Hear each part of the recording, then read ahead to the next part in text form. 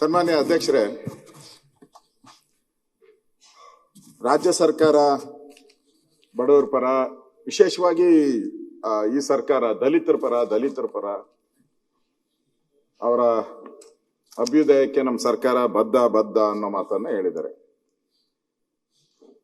ಮುಖ್ಯ ಉದ್ದೇಶ ಇರತಕ್ಕಂಥದ್ದು ಆ ಸಮುದಾಯವನ್ನ ಮುಖ್ಯವಾಹಿನಿಗೆ ತರಬೇಕಾಗಿದ್ದಂಥದ್ದು ಎಲ್ಲರ ಕರ್ತವ್ಯ. ಅದರಲ್ಲೂ ಸನ್ಮಾನ್ಯ ಸಿದ್ದರಾಮಯ್ಯನವರು ಆ ವಿಚಾರವಾಗಿ ಸ್ವಲ್ಪ ಅಗ್ರೆಸಿವ್ ಆಗಿ ಮಾಡ್ತೀನಿ ಅನ್ನೋ ಒಂದು ಛಲ ಇಟ್ಕೊಂಡು ಹೊರಟಿರೋರು.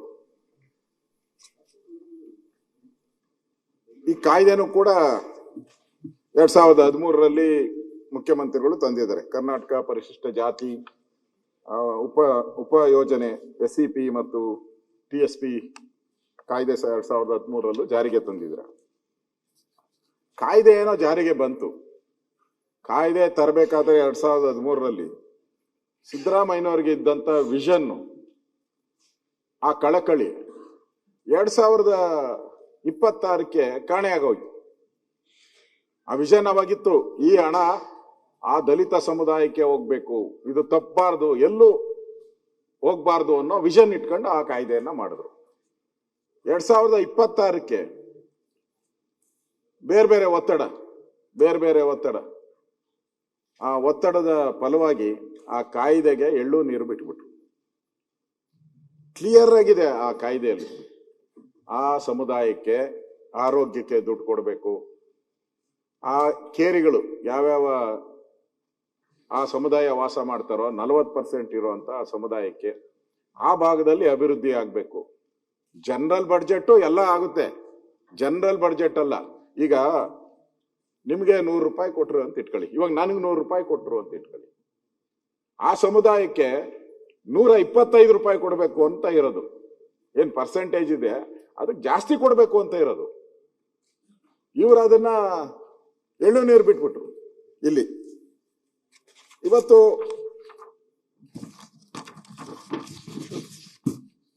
ಈ ಹಣವನ್ನ ಡೈವರ್ಟ್ ಮಾಡಿರುವಂಥದ್ದು, ಈ ಹಣದಲ್ಲಿ ಸಾಮಾಜಿಕ ನ್ಯಾಯವನ್ನ ಕಡೆಗಣಿಸಿರುವಂಥದ್ದು, ಒಂದು ರೀತಿ ದಲಿತರ ಹಣ ಲೂಟಿ ಮಾಡಿದ್ರೆ ಇದು ಸಾಮಾಜಿಕ ನ್ಯಾಯ ಅಂತ ಅನ್ಸುತ್ತಾ? CM ಅಧ್ಯಕ್ಷತೆ ಈ ಸಮಿತಿಯನ್ನ ಮಾನಿಟರ್ ಮಾಡಬೇಕು. ಅವರು ಬಿಟ್ಬಿಟ್ಟಿದ್ದಾರೆ, ಮಾನಿಟರ್ ಮಾಡಿಬಿಟ್ಟಿದ್ದಾರೆ. ನಾನು ಈ ಯೋಜನೆಗೆ ಈಗ ಮುಖ್ಯಮಂತ್ರಿಗಳು ಹಣ ಕೊಟ್ಟಿದ್ದಾರೆ. SC TSP ಹಣವನ್ನ ಕೊಟ್ಟಿದ್ದಾರೆ. ಗೃಹಲಕ್ಷ್ಮಿಗೆ ನಾನು ಎಲ್ಲ ಓದಕ್ ಹೋಗಲ್ಲ. ಗೃಹಲಕ್ಷ್ಮಿಗೆ ಈ ಲೇಟೆಸ್ಟ್ ಏನ್ ಕೊಟ್ಟಿದ್ದಾರೆ ಅದ್ರ ಮಾತ್ರ ಹೇಳ್ತೀನಿ. ಆ ಥರ ಎಲ್ಲ ಅಂಕಿ ಸಂಖ್ಯೆ ಪ್ರತಿ ವರ್ಷದ್ದು ಇದೆ. 2026-27ರಲ್ಲಿ ಗೃಹಲಕ್ಷ್ಮಿಗೆ ಒಟ್ಟು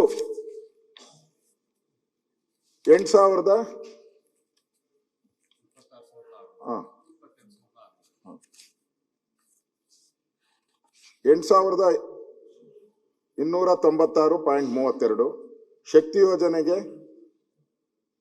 1,537, ಅನ್ನಭಾಗ್ಯ ಯೋಜನೆಗೆ 1,612, ಗೃಹ ಜ್ಯೋತಿಗೆ 2,591.6, ಯುವ ನಿಧಿಗೆ 1,662, ಒಟ್ಟು 14,198 ದುಡ್ಡನ್ನ ಈ ವರ್ಷ ಡೈವರ್ಟ್ ಮಾಡಿದ್ದಾರೆ. ಈ ಹಣದಲ್ಲಿ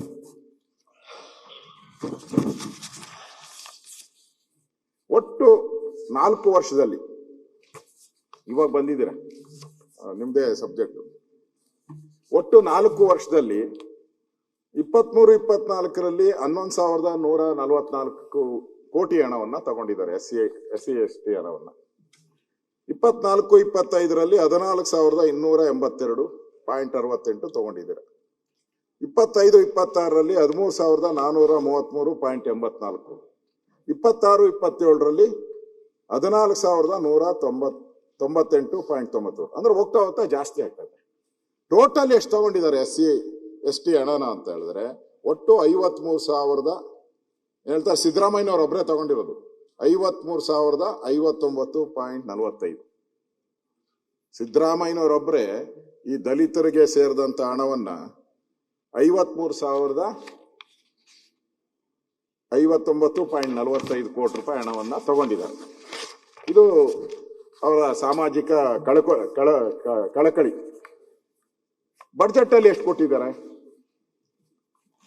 ಜನಸಂಖ್ಯೆ ಆಧಾರದಲ್ಲಿ ಅವ್ರು 23-24% ಇರಬಹುದನ, ಎಲ್ಲ SC ST ಎಲ್ಲ 24 24.1. ಆ 24.1 ಪ್ರಕಾರ ಹಣ ಇಡಬೇಕು ನೀವು. ನಿಮ್ಮ ಬಡ್ಜೆಟ್ ಅಲ್ಲಿ ಅಷ್ಟು ಅಲೋಕೇಶನ್ ಇರಬೇಕು. 23-24ರಲ್ಲಿ 30,930 ಕೋಟಿ ಇಟ್ಟಿದ್ದಾರೆ. 24-25ರಲ್ಲಿ 39,122 ಕೋಟಿ ಇಟ್ಟಿದ್ದಾರೆ. 25-26ರಲ್ಲಿ 42,017 ಕೋಟಿ ಇಡ್ತವ್ರೆ. 26-27ರಲ್ಲಿ 44,632 ಕೋಟಿ ಸರ್ಕಾರ ಘೋಷಣೆ ಮಾಡಿರೋದು ಇಟ್ಟಿರೋದು. ಒಟ್ಟೆಷ್ಟಾಯ್ತು?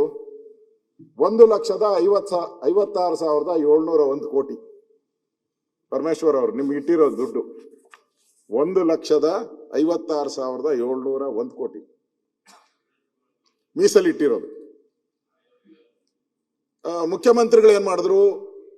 ಅದರ ಲಾಭ ಕಾನೂನಿನ 7C ಇರ್ಬೇಕಲ್ಲ, 7C ಲಾಭ, ಅದನ್ನ ಹಣನ ಡೈವರ್ಟ್ ಮಾಡಿಬಿಟ್ರು. ಗ್ಯಾರಂಟಿಗಳಿಗೆ ಅವರು 53,000 ಕೋಟಿಯನ್ನ ಉಪಯೋಗ ಮಾಡ್ಕೊಂಡಿದ್ದಾರೆ. ಈಗ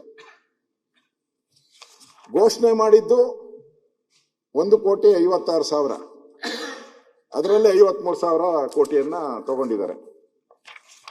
ಅಂದ್ರೆ ಈ ಡೈವರ್ಟ್ ಮಾಡುವಂತಹ ಸಂದರ್ಭದಲ್ಲಿ